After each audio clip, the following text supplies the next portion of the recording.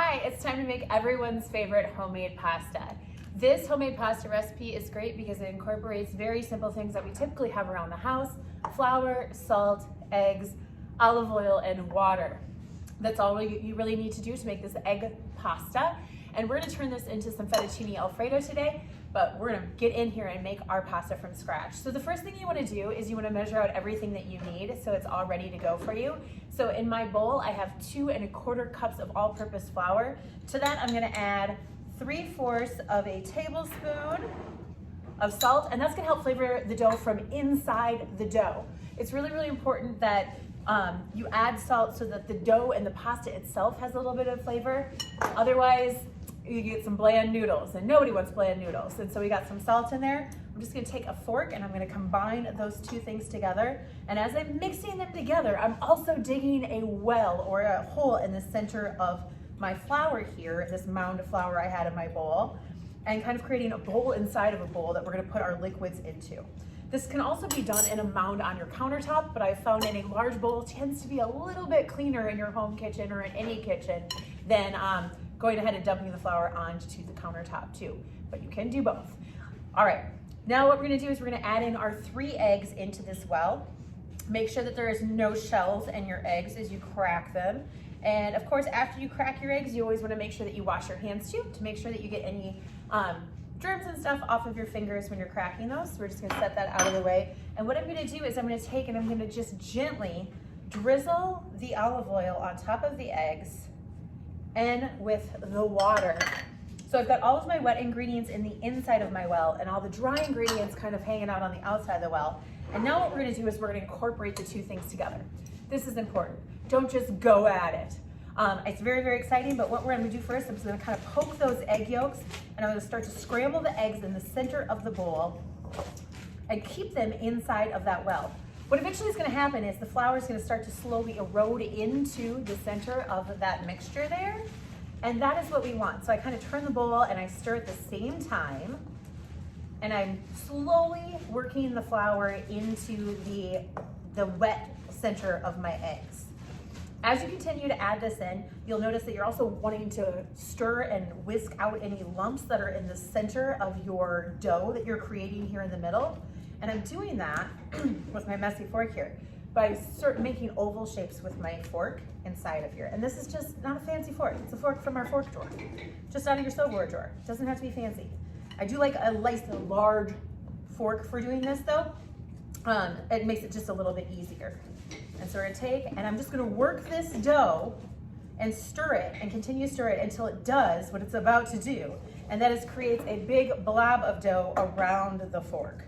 And at this point, I can almost lift the whole thing up in one big blob here. And so now it's time for me to get, and for you to get your hands dirty. Okay, no one wants really, really sticky dough on their fingers. And so my trick is I take and actually get flour on my fingers first. And so what I'm gonna do is I kind of just toss a little bit of the flour on top of my fork and everything else. Set that off to the side. My hands are floury, they're not sticky. And I'm gonna take, and I'm gonna go underneath the flour and I'm gonna fold it on top of itself and gently press and then rotate the bowl about 90 degrees. And then I'm gonna do the same thing. I dig my fingers underneath the dough, flip it over on itself, and then press one more time. And you're gonna just keep doing this. And as you're pressing, it's kind of cool. The bottom of the dough kind of opens up and absorbs that flour that is in the bowl and sucks it into your dough. And this kneading process is actually fascinating because what you're really doing is you're creating the elastic structure that holds these noodles together while they're cooking, while they're boiling, just in general.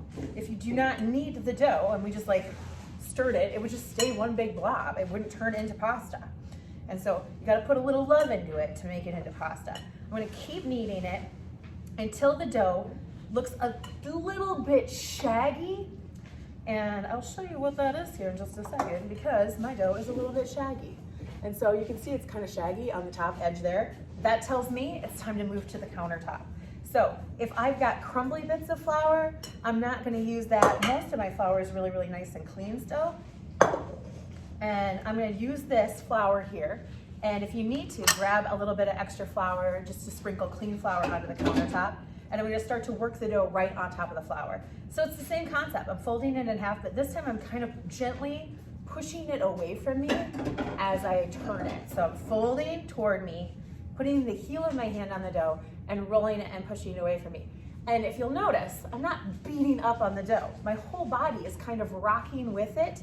So I'm gently incorporating and creating that elastic, bouncy, wonderful dough that we need so we can create the dough. This is enough dough for 2 large entree portions or like 4 regular dinner-sized portions of pasta that we're making here with the 2 1/4 cups of flour and the 3 eggs. All right, now, once I get the dough nice and smooth and elastic, I'm gonna take and I just kind of tuck it into a little ball here, and there's a little wrinkled side on the bottom, the smooth side is on top. Brush off a little bit of that extra flour for right now, and then we're gonna let this dough rest for about 10 minutes before we start to roll it out. As we were kneading, we're creating all these cool gluten strands, and that's what causes the dough to be elastic. But as you're kneading, they get tighter and tighter. And so if we don't let that dough kind of relax a little bit, it'll be really, really hard for us to roll out into our fettuccine noodles. And so we're gonna let this hang out for 10 minutes, and when we come back, we are going to roll it out.